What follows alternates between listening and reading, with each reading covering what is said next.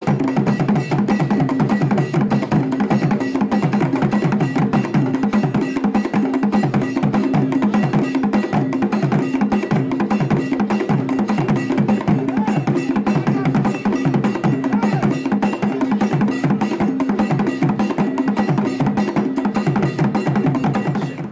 all excitement, I welcome you once again to this beautiful channel, Nyansa TV.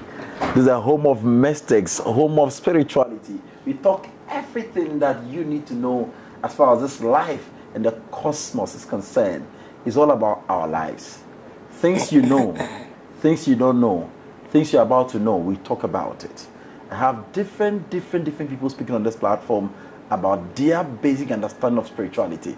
Today, a whole new person on my channel. Another giant has joined the channel again. His name is Muhammad Ali Sise, and he's a mystical man, he's a spiritual man. He has been an imam for a long time. I don't know why he can step out of this faith. So we will go deep into that. I'll be right back as we dive deep. Please remember to click and subscribe to the channel. This channel is for your spirituality. I'll be right back. Senior, you're welcome. Thank you, brother. Oh, so beautiful meeting you. My first time. Sure. Welcome to Nyansa TV. Thank you. You've been watching the channel, right? I've been watching the channel. Oh, are you sure? I've been watching. What have you been seeing? I've seen a couple of spiritualists, teachers who discuss so many interesting topics. I started following you when I saw you with one lady, Evelyn. Mama Evelyn Watson, and she's the captain of this platform. Sure. So Mommy, I salute you. Champion Mama Evelyn. Yes. Oh, okay. I've been watching her. Okay. Yeah, and then there are also a couple of other people. And I think I've watched a couple of interviews with you yourself and Abraham Bimoshe. Okay. I've watched all this. And there are other people. There's another Maharaj. Maharaj Acharya. Maharaj, I salute you. You're India, so yeah, Maharaja Acharya. Yes, so I've been seeing. I saw them and I've. So why do you want to come on this channel? This is my first question. Yes, first of all, I think it's a channel that is educating people and taking us back to what we really are. We've been in situations where we are not ourselves. Okay. This is one of the channels that is taking us back to what we really are. And I also have, I have a message that through this channel, I can also share. That's why. You're welcome. Thank you, brother. We are ready for your message as well. Thank you. The whole world is ready to listen to you. Thank you very much. Thank you very much. You're welcome. I heard you were an imam. Yeah. For how many years? I think 27 years and above. 27 years? Yes, because since my childhood, I think I'm now hitting 37 years. That's my age. And at the age of, I think by the age of 19, 20, I started leading Islamic prayer. So you were born into a Muslim home. Born into a Muslim I've stopped saying you were born a Muslim. Nobody was born a Muslim. Nobody was born a Christian. At all. But you're rather born into the faith as in the family where people believe in that particular faith. Yes, and my dad is also an imam. Okay. Yeah, my dad is an imam and also a spiritualist, but Islamically inclined. Okay. So that is the kind of home I grew in. So, and you go to Makaranta, that is the Islamic studies. You do it. Bismillahirrahmanirrahim. All this Quran, Medina, because my dad was preparing me to be an imam, a great Islamic scholar. Okay. He did well because my dad did well in a particular way. He thought of it and it's things that the world is shifting to a different dimension. So he thinks that I should acquire the knowledge more than what he had. Okay. So that I can be more enlightened. Yes. Okay. So he tried his best to make sure that he wanted to balance the religious education, Islamic religious education, with the Western one. So he did well. So he trained me and he told me that whatever you know, is what you were taught. If you really want to know that what you were taught is right or wrong, you need to learn more.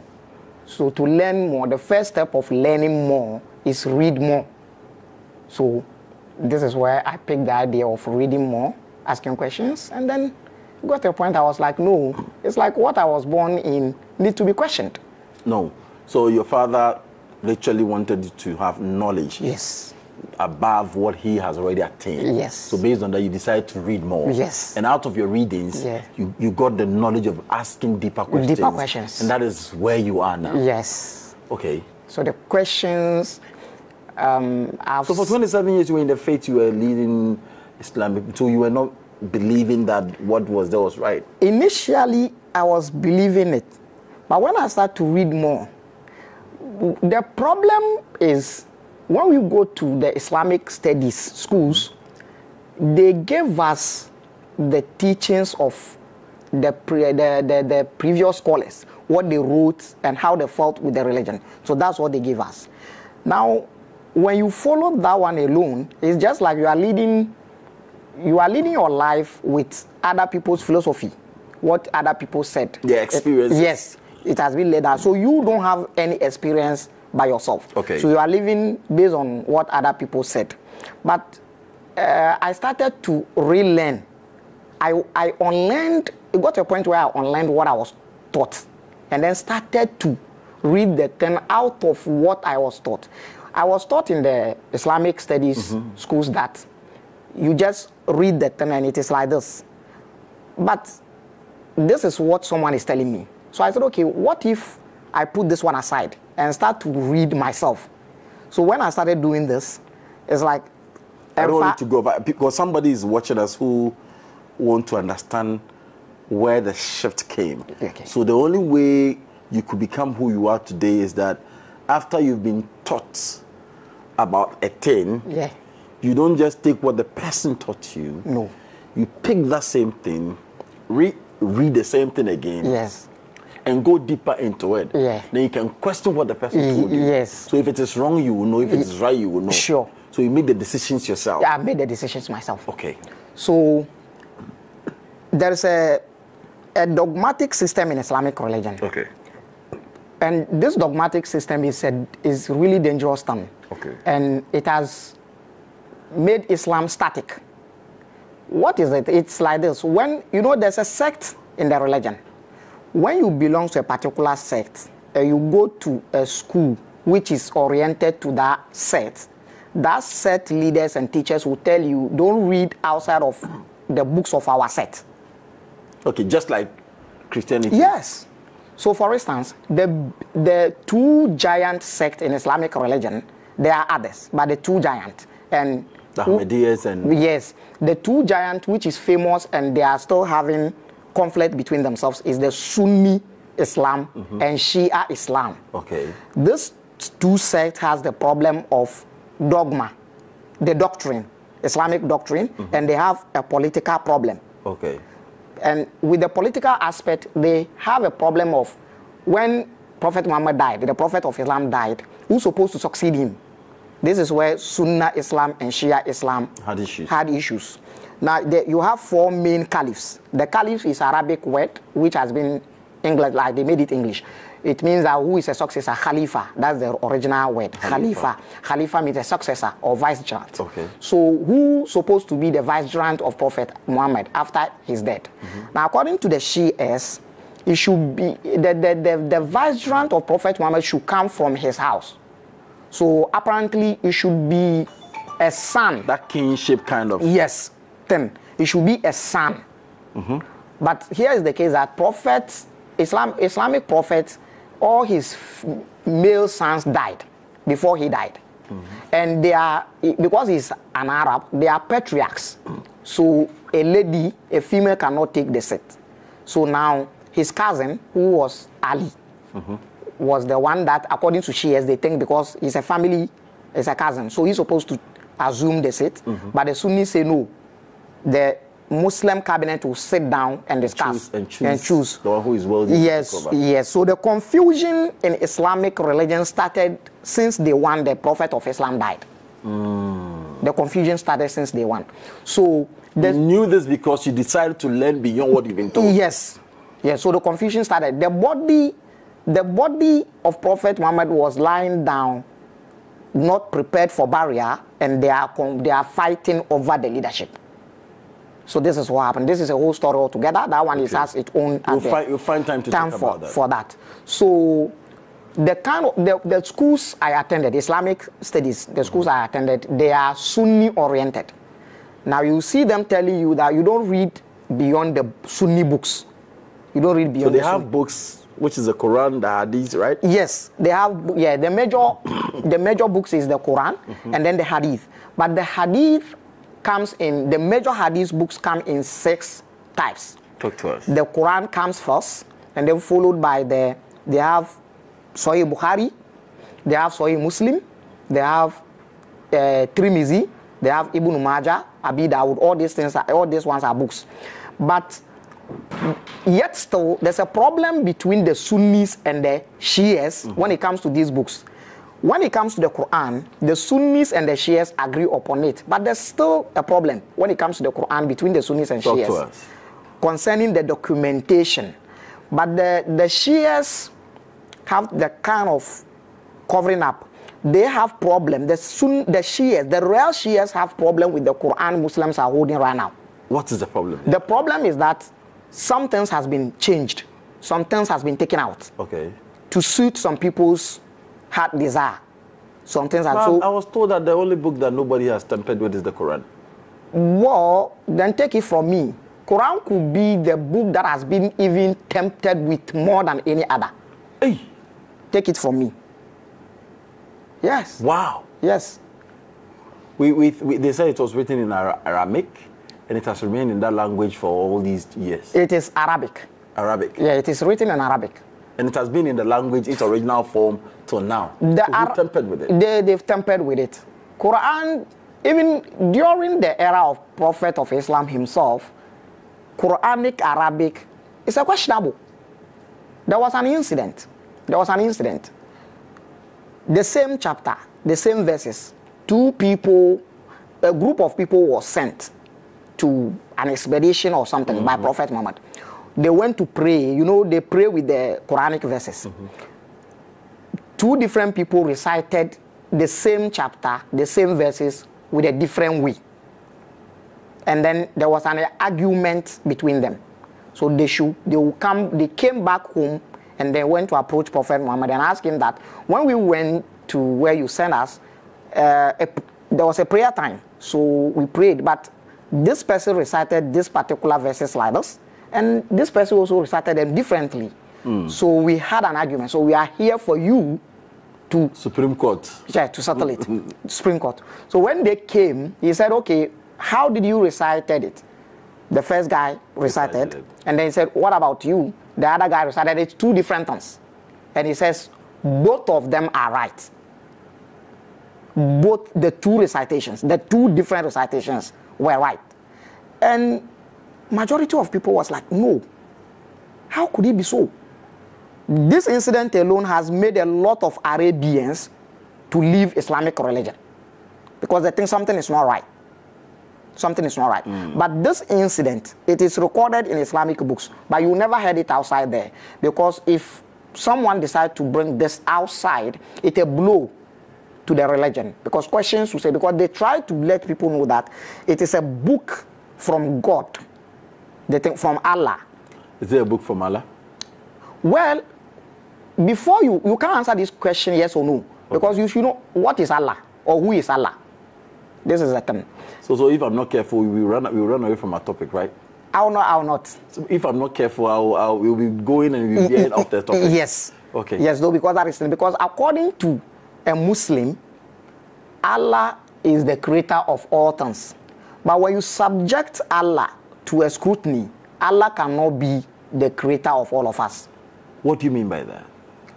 Well, what it takes for something to be a source of life, a supreme being, the mother of the universe, Allah don't have it. Tell me. Well, first of all, the source of life that we all emerge from has its own way of making us different and also gave us our languages. Now, this source of life giving us our own languages means that if this source of life wants to speak to us, depending on our languages, he will speak to us according to the language we understand, right? Because it is this source of life that mechanized us and then also systematized the languages. So if this source of life has made me, let's say my mother's side, they are Gans, made them Gans, and this source of life want to speak with them, this source of life must speak with them in Ghana. If my father's side, Enodna, Bimbila, so if that is Chamba, so if this God, this source of life want to speak with people from my father's side, must speak to them in their language. With this we understand, because it is this source of life that gives us these languages, right?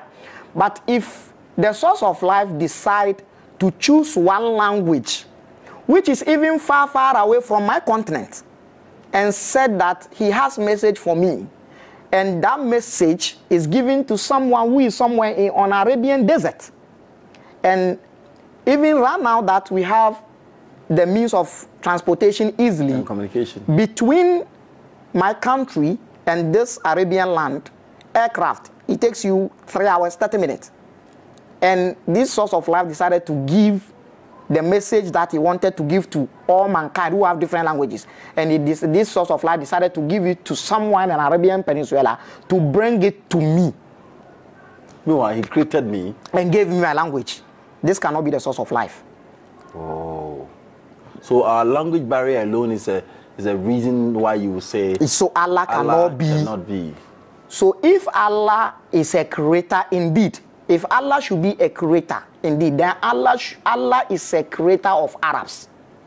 That is why Allah decided to speak with them in Arabic. Wow. Wow. So this logic is simple. Allah is not an Arkan. Allah is not a Gan. Allah got nothing to do with African continent. Allah is Arabic. To the explanation given in the Quran. Yes. So since he decided to speak Arabic, then Allah is a God for Arabians. The same thing applies to the previous religions, Christianity, Judaism, because Hebrew, Aramaic. This God that is speaking Hebrew with the people must be the God of the people, Hebrews. The Hebrews. So the source of life who mechanize us and also systematize the language for us must speak to us according to the languages. So if you want to speak to an Akan, he will communicate with an Akan in Akan language. If you want to communicate with a Ga person, he will communicate with a Ga person in Ga language. With this, we will understand that, okay, this is the source of life, Supreme being the mother of the universe. This is one aspect of it. If this is not enough, let's check the other side. The other side is this. You can only speak with the Allah, the God in the Quran, in Arabic. So logically, it means that the God of the Quran don't understand any language apart from Arabic. So you are forced to go to Arabic school. You are forced to learn the language. The language. But that is the language of the God you serve. So if not for anything, you are forced to learn the Quran in Arabic. The 5 daily prayers must be, and it is those 5 daily prayers is what defines a Muslim. Is what defines a Muslim. Any Muslim that don't do the 5 daily prayers is not a Muslim. So these 5 daily prayers, before you do them, you should be in Arabic. So you are communicating with this God in Arabic. So this God can only understand Arabic. If this God can only understand Arabic, then it is not a supreme being. So this is to say a little of a practical examples of this. Just to say a little. There are more. I get it. So that is why in their mosque, when they are shouting, they shout in Arabic language. Because shout in Akan, and he can't understand you because he doesn't understand Akan. Shout in Ghana. Allahu Akbar, yes. Hayya ala salah, come to prayers. Mumbra, mumbra for mpaibo, but you can't do it in Akan, you can't do it in Ghana. But it's the same thing. Why not speak a language in there? Yes, that is because this God or whoever God you are going to over there only understands Arabic. That makes him and limit him for the Arabians. So they talk to me about you trying to unlearn and relearn. What came to mind? Something happened. There was 2 experiences. The other one, I would like to keep it maybe next time. It's fine. That got to do with energetic experience or spiritual experience. I had an encounter. The encounter started with the 5 pillars of Islam. You had an encounter? Yeah, I had an encounter spiritually. We'll be right back after this break. Mama Inakaba, you started talking about an encounter you had. Yes. That made you decide to unlearn. Yes. And relearn. Yes. And to grow. Yes. Talk to us. So the encounter, the spiritual one, I would not like to go into that one much.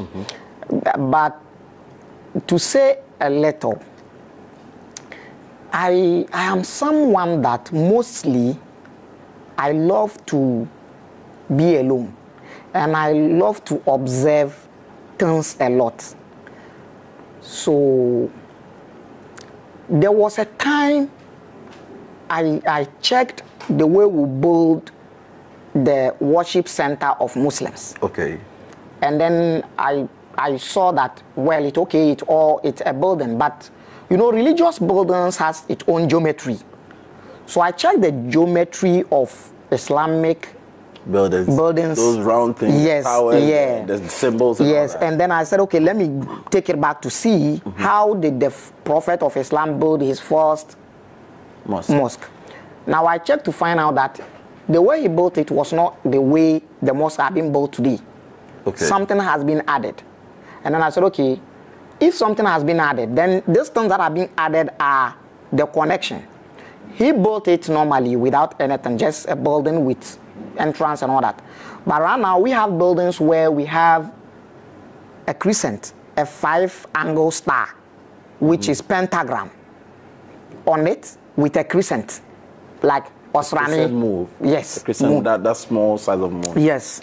So I looked at it and I started to study the origin of this 2 things. Because the first one, there was none. There was none. But now there is, so you wanted to question it. Yeah, to question it. That's right. So when I start to read about this crescent, I find out that the whole idea was coming from Mesopotamia, current Iraq, Babylonia, and all those places, which led me to Epic of Gilgamesh and all those things. Because you've read the Epic of Gilgamesh? Yes. Wow. So I went to read these things, and then I find a way of trying to have access to the tablet, and then how the tablets were translated and all that. And then something blew my mind. Talk to me. And I got to know that all the stuff that have been said in Islam was picked from there. Picked from where? From Mesopotamia, Babylonian culture. Probably they were all coming from the same Muhammad line, and they came to settle and all that. They were coming from there. The stories, the act of prayers, the 5 daily prayers, and everything, you know, the pillars of the so-called pillars of Islam, all those things were coming. The zakat, the zakat, the hajj, the pilgrimage, the hajj, the fasting, the Ramadan, and then the shahada, that is the word, like you say, the la ilaha illallah Muhammad Rasulullah, which is the entrance of the Islam, and then the salat, the 5 daily prayers. And I got to know that everything is coming from there. So are you saying that the ancient Babylonian empires and all these kingdoms, that they were having these things? Ditto, one-on-one. Which book was that? Actually, I enhanced the reading. So I gathered a whole lot of the books. Apart from the Epic of Gilgamesh, I went through the tablet and all that. And then there are other books of religious aspect. And then I started to put them together.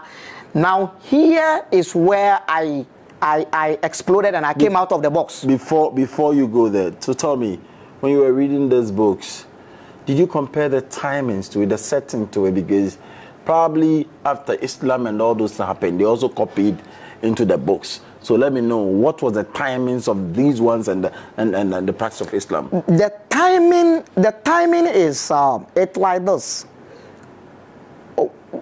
With the research, this is what came up. It was like this.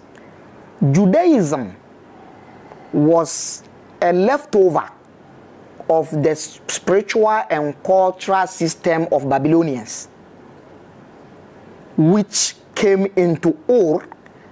Ur is where Abraham settled and created the patriarchal system of religion. So the leftover of the Babylonian beliefs and culture. It was way before even Abraham. Yes. Okay. So he brought it there. So from Ur, it went all the way into Judaism. So that is the element that constitutes the belief of Judaism.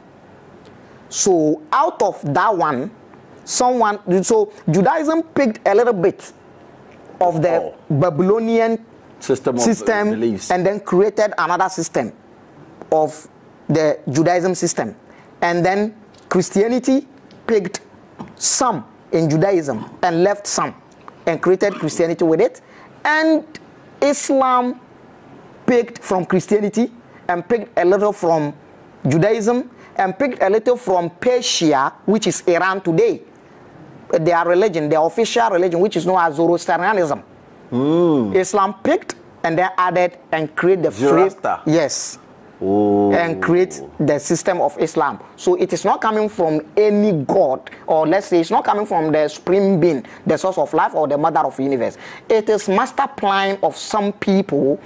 Pick here, put it together and give the structure. Let people be in the structure. With this, you can rule them. Oh, so it's just for political reasons? Yes. Not really spiritual? Yes.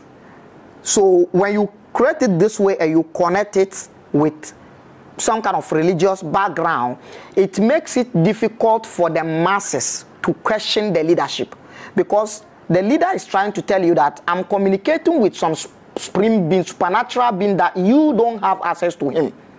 So question me, and you are questioning that God. So you are quiet and you follow. You follow. This is what happened.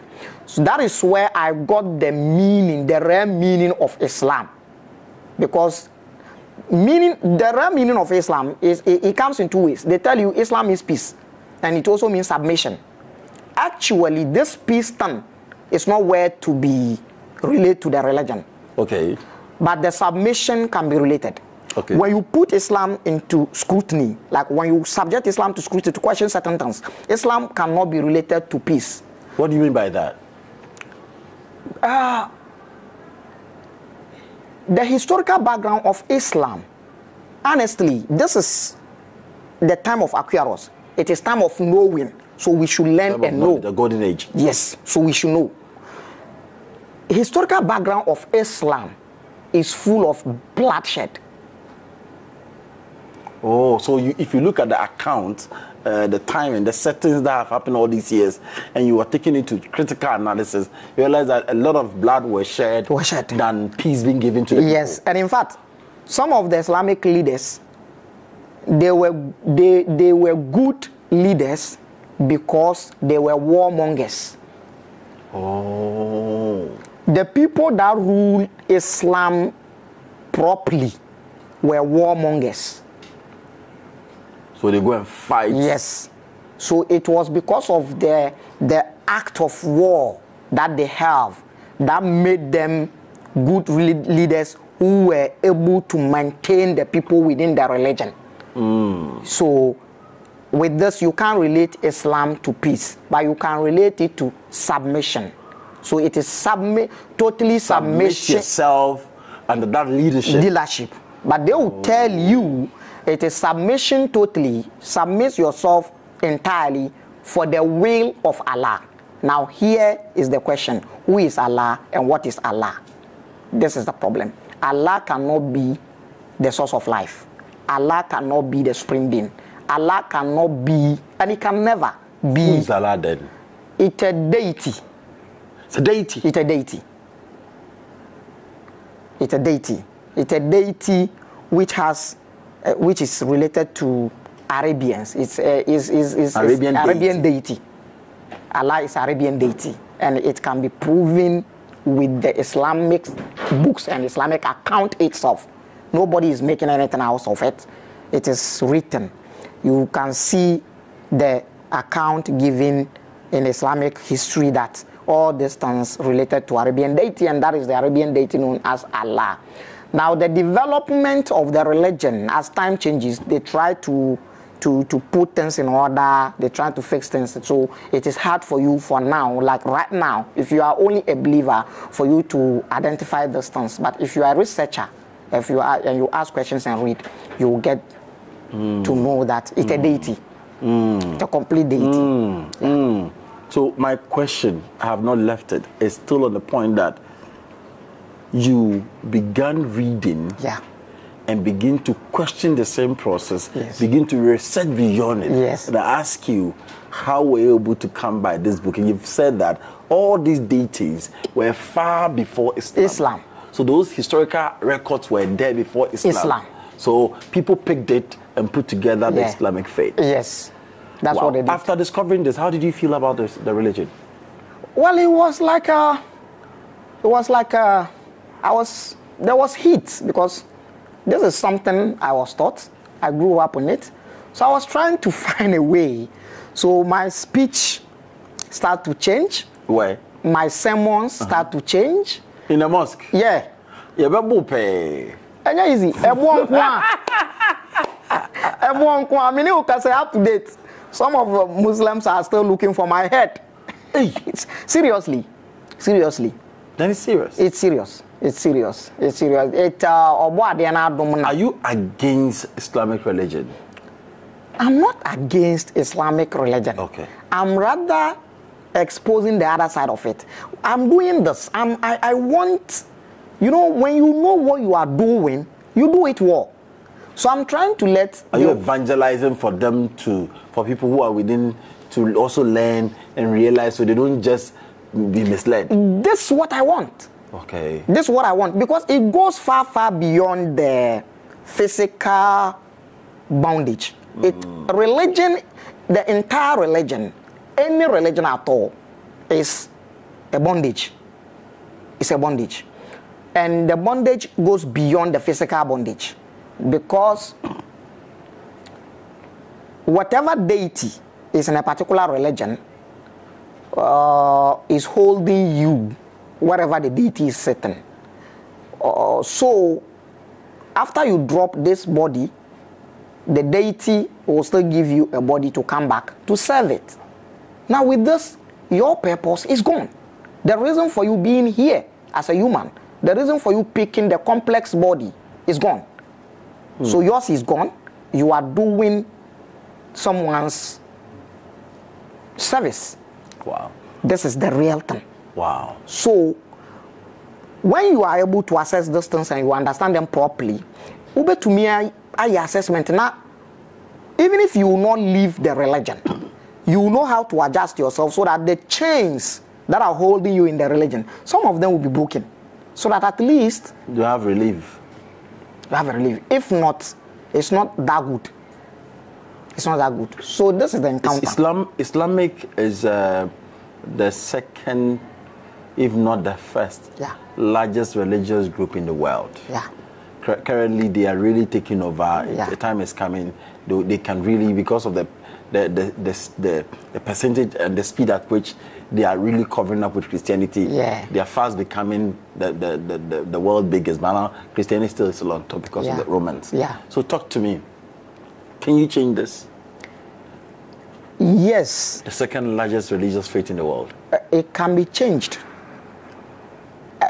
Religion itself, irrespective of whatever religion it is, religion itself is fading.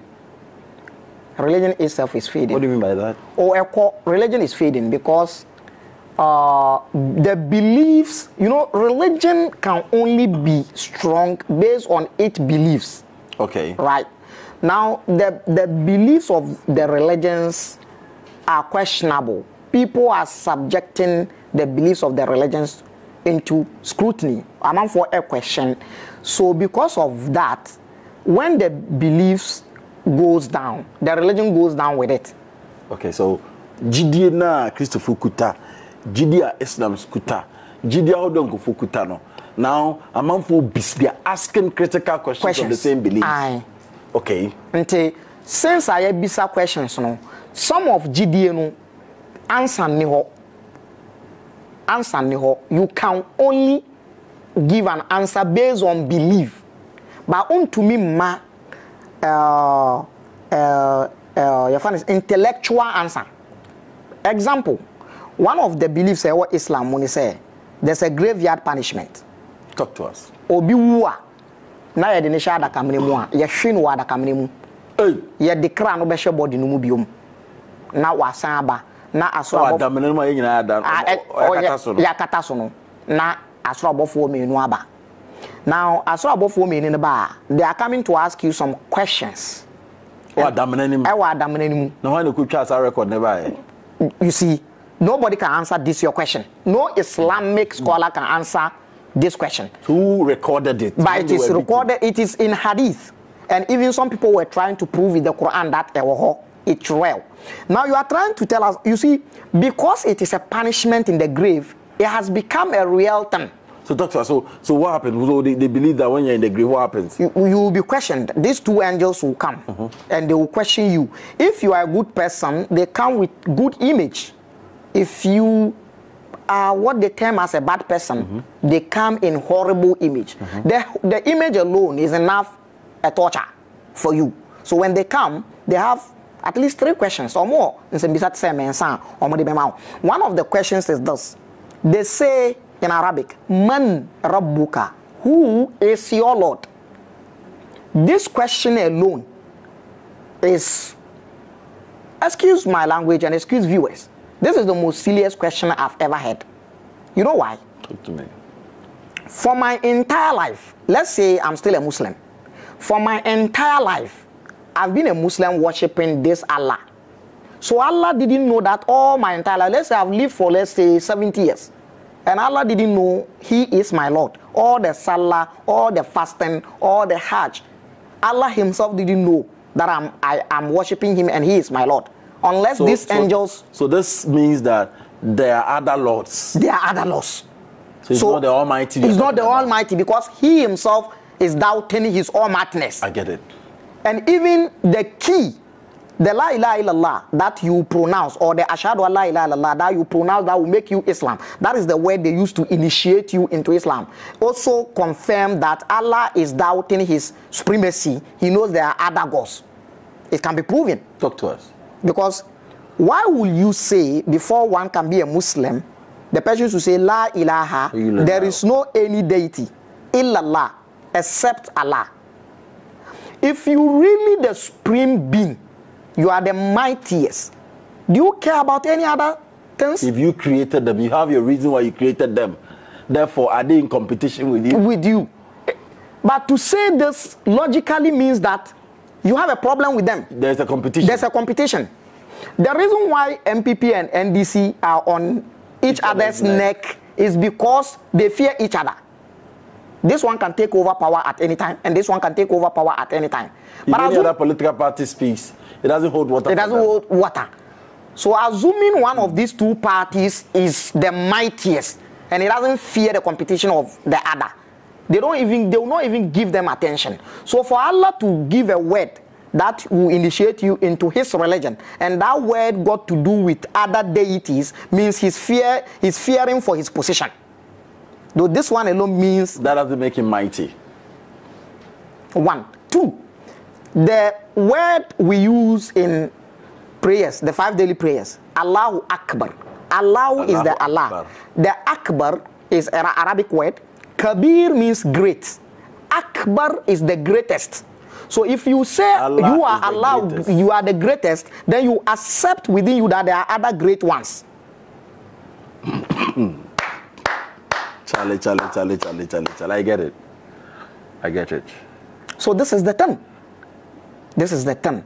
So if it is the truth, you are a Muslim and you are watching us, it's a matter of you, based on what he's saying, go back and research. He's giving information for you to do a relearn and check the information. Don't just base that on belief. Nobody is fighting you. You can't fight for your faith. It's not your duty to fight. That God, the greatest, can fight his own battle.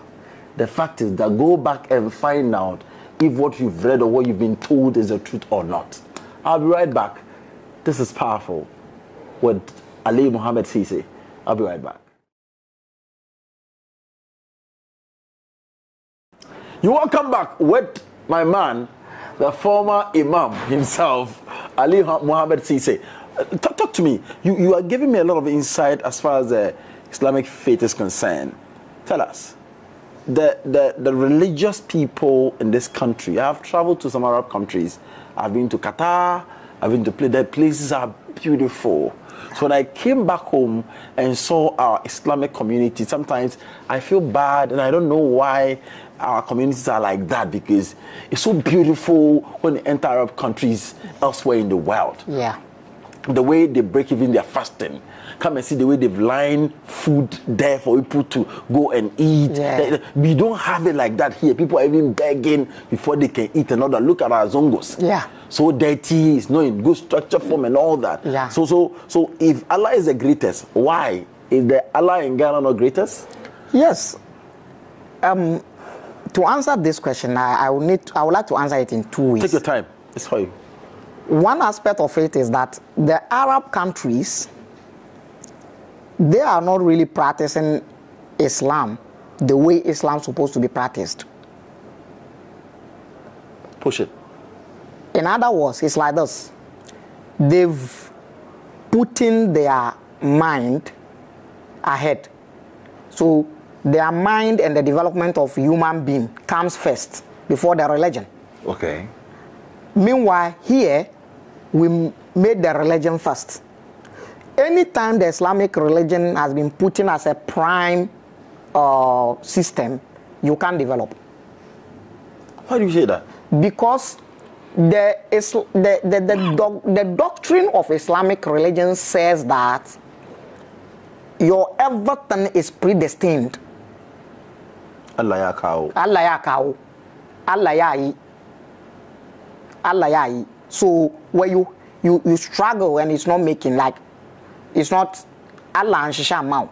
To extend that, there is hadith, even though the hadith is termed right now as weak, but there are other hadiths that are related to this, which seems to be authentic. Mm-hmm. There's a hadith that is saying that here, the universe, here, in the world is for the unbelievers, and the world is a prison for Muslims.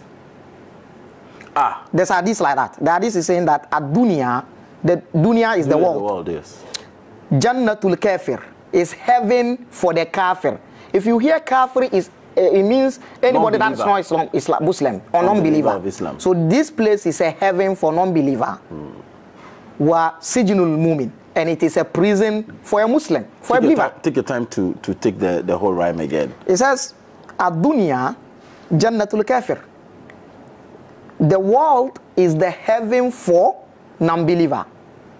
Wa sijnul Muslim or mumin, but it is a prison for a believer. So how can someone develop his prison? In the first place, the prison is not for him, and he came into the prison without his will. So you can't develop your prison. This is one. Again, everything that is happening to us has been predestined. So richness, if you be rich, wealthy, Allah has systematized it. If you are poor, it has been systematized already. So when this takes the lead, that is what will happen. And you have this idea of the way you said, Allah ya kawo. Allah ya kawo. God will bring. Somebody, young one, has an accident. He said, Allah ya kawo. He was in prison. Allah ya kawo. So you can't develop. You can't develop. If it is Allah ya kawo, and there's a pothole, and the pothole is the reason for my accident, and you think it's not the pothole, it is Allah ya kawo. This is the main belief in the religion, and this is how we are still seeing it. But for them, it's not like that. That is why they will build more companies than mosques. A small Zongo community will have more than 20 mosques. Why? In Ghana? In Ghana. I went to a program somewhere and I said that, left to me, all these mosques should be changed into companies. Hey. Yeah, I said it. And it was a banger. And it is true. So when you've traveled and you see how the countries are. No, when I got to Qatar, I got to Doha airport, you could see white men standing to see the beautiful craft of the people in Doha. Yes. There was a wall that the waters are coming from the wall, but you don't see, you think that it's painting. Yes. You get like real water flowing through the tiles, and you watch like this. They've created a forest in the middle of Doha airport, and yes. everybody, all the white men, everybody standing there, opening their eyes and watching like this. Yes. So you can't do this when you have the idea of Alayakao. No, Alayakao don't do this. Every second they are mobbing the floor. Every second. Yes. Yes. So it is the mindset. The religion has been the secondary thing. So they take development first. Actions. Than the religion. The religion. Then the religion becomes second. Second. But we take the religion first. You've lived in a community like that before. What are we losing? Why do you think what you're saying is a way out of this life we are living in our Muslim communities? It is like that because whatever will give a development and move the community forward, most of those things has been termed as haram. Now, when you hear haram in Islamic theology, it means that the definition of haram in Arabic is like this: Ma yu'aqibu fa'iluhu wa yuthabu tarikuhu. This is what it means. Haram means something that if you commit it, you'll be punished for it. You go to hell. But when you refrain from it, you'll be rewarded. That's what is haram.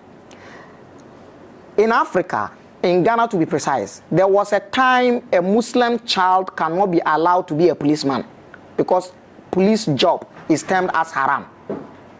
Okay. There was a time in Ghana that a Muslim child is being stopped to acquire English education, Western education, because it is haram. Boko Haram. Boko Haram, this is the source. It was a time when Islamic child was not allowed to study law. Hey. Law is haram. Okay. I have a female friend who grew up together in the same community. This girl is very intelligent. She knows how to ask questions. She knows how to use your own answers to say you are lying, you did it. This is a clear talent of law. The parents decided no. This girl, because of that, she had a foreign friend who she helped. And the friend, the white man, realized that she has the talent. The white man is ready to finance this lady for law. The parents said it is haram, so she can't do it. So the guy left her. As I'm speaking today, she has no any concrete job. Assuming this lady were to pursue this law, she would have been a great personality and contribute to the community. But it is haram. So are they now free to do all these courses? Now it is free. Now people are pursuing it. Wow. Now, the problem is, these same people that said it is haram are now not saying anything about people pursuing it. Now, you said it was haram some time ago, and it is based off, you think it is based off the teachings of Allah that you think it is haram. But right now that people are pursuing it, did you have any information from Allah that says it is not haram anymore? You see, this is the thing. This work you are doing right now, this video and the camera work and these pictures and everything, a photograph was haram. 20 years, 50... No, photograph, picture. Yes. 20 years, 50 years ago, Islamic community, Islamic scholar will tell you photograph is haram, not to talk of a video. Hey. And there is hadith they quote. That's Prophet of Islam said, Man sawwara suratan. Anybody that will take a photograph on the day of judgment, Allah will ask him to put spirit in the photograph to become a living being. I heard Avram saying this one day. It's true, the hadith is there. Oh, okay. So if you know your photograph, you can't, when you are asked to put spirit in it, you can't do it, then you should stop. And the whole idea is a dogmatic. It is because when you do that, they said you are trying to emulate and copy Allah in creation. So you want to make yourself like Allah. Now these scholars and these malams and imams, their videos and their pictures are everywhere on social media. National Chief Imam have pictures on social media. So did Allah tell them that system of haram some time ago? Is there any new verse that came from Allah that is saying that now it is not that now it is halal or it is permissible? This is how the religion is making us confused. So you think that development is not the core duty no. in Ghana? No. But rather the faith first. The faith first. How can they overturn this? We can only overturn it when we question the faith and then we shake the foundation, the dogma, the doctrine, and then we put all these things aside and think of development and put the faith second. That is, if you want to practice the faith, let the faith be between you and your Allah. When it comes to development and human first. How do I read the Quran if I want to read it? Well, I read it as a history book. How do I take the thing? When you mention the name of Muhammad, instead you say Sallallahu Alaihi Wasallam. Yes, in terms of the Quran, people read it in a different way. If you are a Muslim, first and foremost, you are reading it for reward. Yeah, when you read Quran, you are reading, Allah will reward you anytime you read Quran according to Islam. A reward like how? Money? Maybe just there's a reward like Obama reward, but you don't see it, but you will benefit from the reward on the judgment day. Oh, so I'll not enjoy the reward here. And all the things in Islam, the practices of Islam, you don't have any reward here. You will be rewarded, but the only reward is after death. So if you go there and you didn't say anything, you can't question anybody. This is the problem. So if you die right now, you get there, and there is no reward, you can't take the creator to court. You can't take him to court. Wow. This is the thing. The fasting, yeah, they are about to finish. I think they will do the first Wednesday or maybe Thursday. Yeah, Thursday is a holiday. Yeah, yes. Wednesday is Wednesday the feast. So all these things, all the fasting, the reward of the fasting can only be given to you after death. The feast, the reward of the feast will be given to you after death. The 5 daily prayer, the reward will be given to you after death. But Muslims are rich in Ghana. Well, the rich is not coming from the religion. The riches are not coming from No, it's not the religion. It's not from the religion. No, if it is from the religion, then I think all Muslims will be rich. And in fact, when you become too religious, when you become too a Muslim, if you try to be more Muslim, I don't think you will make it in life. No. Okay. No. This is a whole topic by itself. When you become too religious, success becomes difficult. Yes. Success becomes difficult. Why do you say that? People who understood the language of success knows that it goes beyond limitations. Okay. Ask anybody that has... You're not in a box. You're not supposed to be in a box to succeed. Yes. People who understand the language of success will tell you success cannot be attained when you are restricted. This is one. Religion restricts you. So if religion restricts you, there are certain things you cannot do. As to 10 years ago, 20 years ago, religion has problem with a woman, a lady being a nurse. Which of the religion is that? Islam. A lady being a nurse. Yes, because the idea, the main idea of Islam is that ladies should not go out. A lady should not communicate with people. Ladies should not communicate with women. What you see Muslims doing today, there is no good Muslim in Ghana. No. Good Muslim don't supposed to allow his wife to work. So all the Islamic ladies working out there, they are not good Muslims. Oh. According to the scripture. According to the scripture and the teachings and the doctrines of the religion. Ladies' voice is a problem. What do you mean? Islamically. No, what do you mean by that? It's a problem like that. A lady is supposed not to talk to a man unless it's necessary. It's compulsory. Just a two-near day. And so you see obekasa religion nature and send obeka because according to the religion, lady ni voice no quiet temptation at the mouth. And immediately she speaks to you with you, something will happen. You don't need to be in a one room with a lady according to the religion, because there's a hadith and the teachings of Islam that when a male and a female are in one place, the devil is the third one. So what do you think the devil will do? He convinces them to do what the Quran doesn't want them to do. So if this is the system, let's say this is your studio, this is where you work, you need a secretary, and a Muslim lady qualified to be a secretary. When you guys are here working, before any customer walks in here, it is only you and the secretary. And Islamic things, because you and the secretary alone here, it's some kind of adrifi. So the woman is supposed to always be indoors without working. That is that, and it is in go to Nima Market and see the so there is no original Muslim. Every woman is working. Yes. Just let us few are in the house. Yes. There is no original Muslim. Our own vice president wife. They are She's working. You can't do anything about it. They are not a good Muslim. They are not Muslim. They are not original Muslims.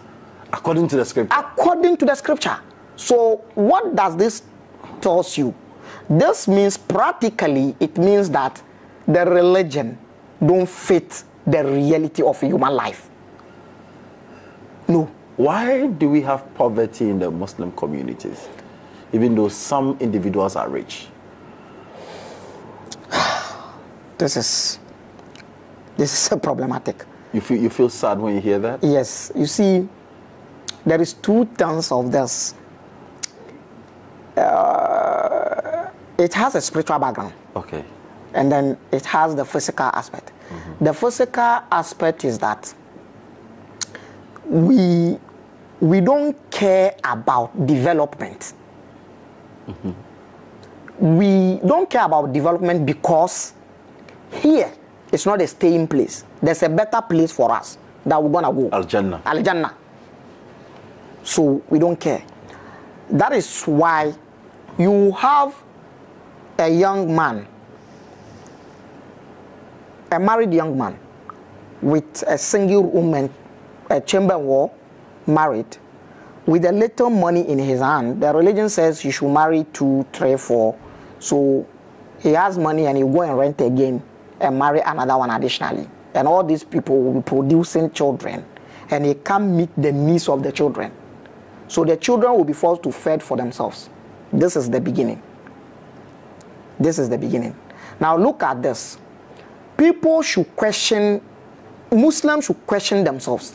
Why is it that the people who beg more than anybody in Ghana are Muslims? They should ask themselves, why are Muslims are the most beggars in the society more than any other person? Accra, you see quite a number of them. Why? Nima Junction, you see the numbers. Yes. Almost all the traffic lights across. Yes. Why?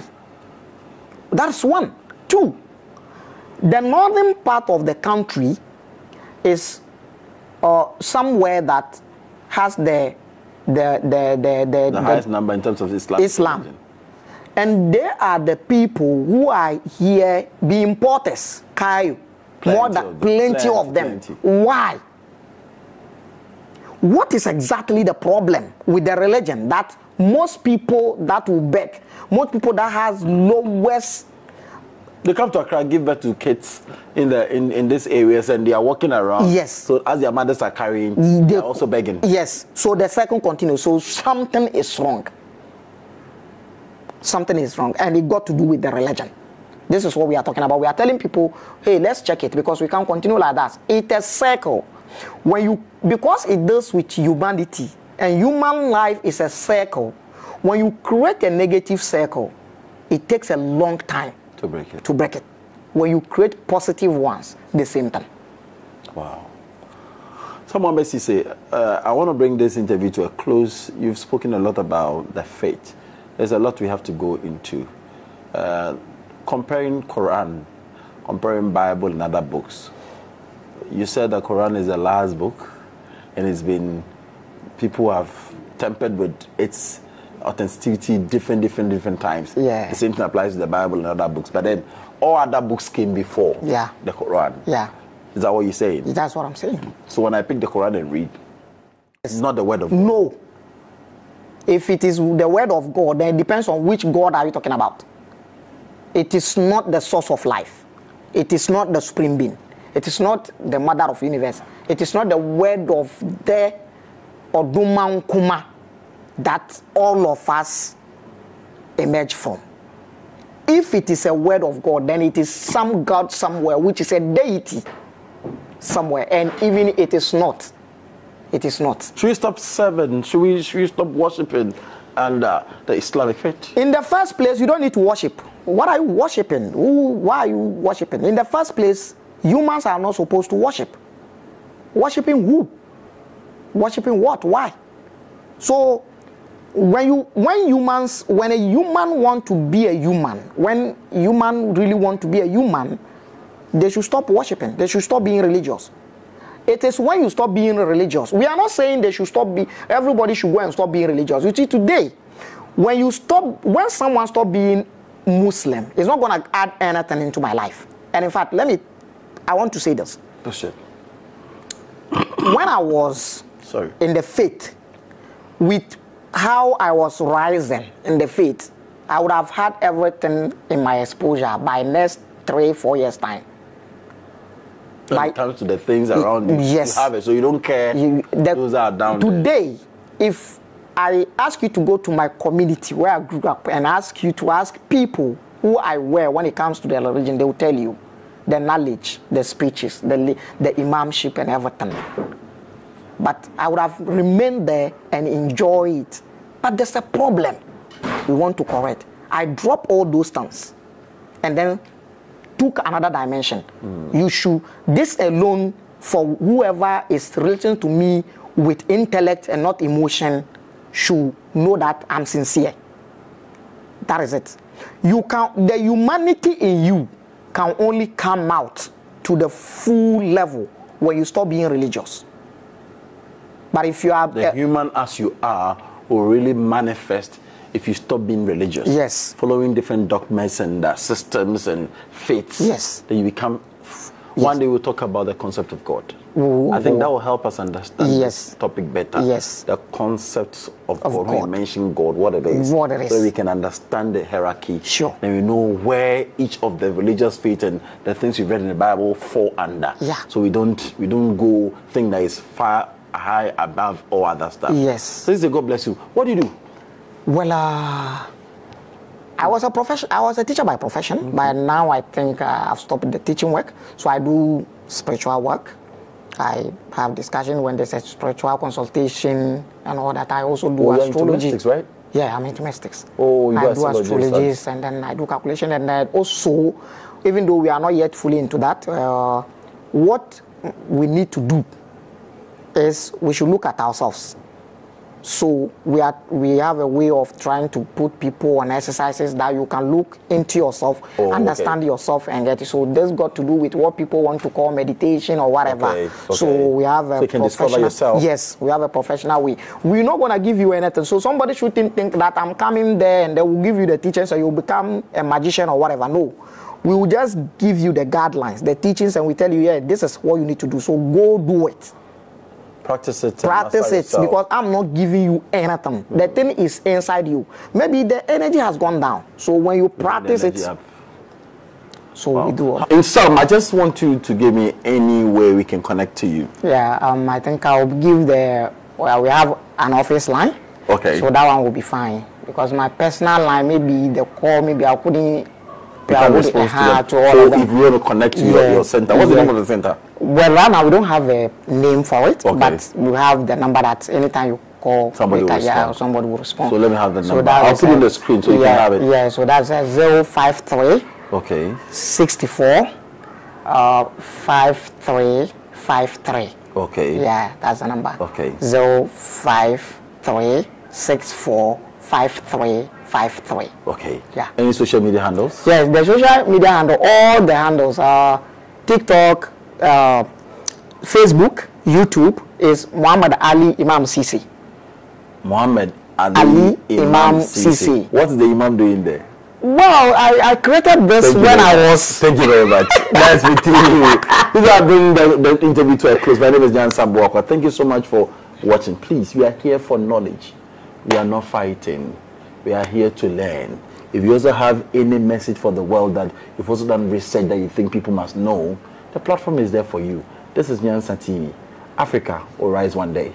Bye for now.